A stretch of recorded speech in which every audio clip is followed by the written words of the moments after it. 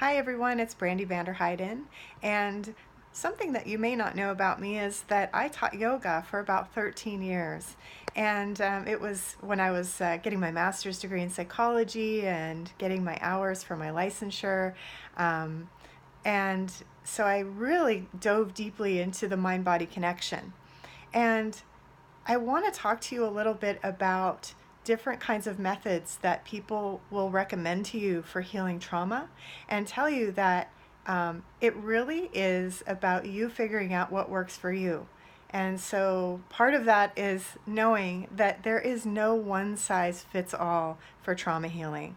And so what I'd like for you to do is to think about what you're learning here as a partner for whatever practice or therapy or thing that you do. Because it's not going to work for you the same as it works for your friends. So if they come back and say, oh, I heard that restorative yoga is the best thing for people with trauma, or that everybody should do mindfulness. Well, you know what? Everybody has to figure out how to modify things to work for them. And I think the things that work best are sometimes the things that you try and they're really easy at first. You need to have a store of those that you can just dive into.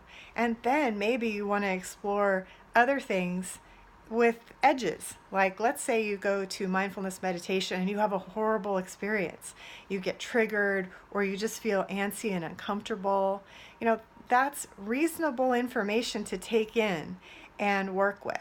And so it might be that for you, mindfulness meditation is going to look like a more external experience. Like, I'm going to be mindful of my environment and I'm only going to do it for a minute, and start there and try to find that little crack where it feels good before I start pressing into the edges that probably are connected to trauma and your body not wanting to get near that trauma experience in your physiology. And here's why it makes it hard. For one, if you have a friend who's very enthusiastic about a practice, they may be telling you, no, I've read so many articles that this is the best thing and it's going to work for you, but you just have to be persistent. Or you find the teacher of the method. You just have to sit with it, sit with those feelings and keep going. And it's not going to be easy, but you can't give up. The problem is that most people that you're talking to don't understand trauma. They don't understand the nervous system physiology.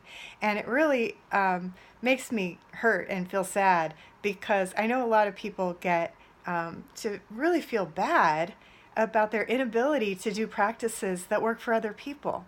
And so what I'm going to say is to refer back to this person that I heard that talks about the nervous system, said that there's no one size fits all for helping to heal trauma. And that is the case. And you'll see this written in Bessel van der Kolk's book, and other places that you can also reference to say that I really have to find the healing that's best for me and my system right now.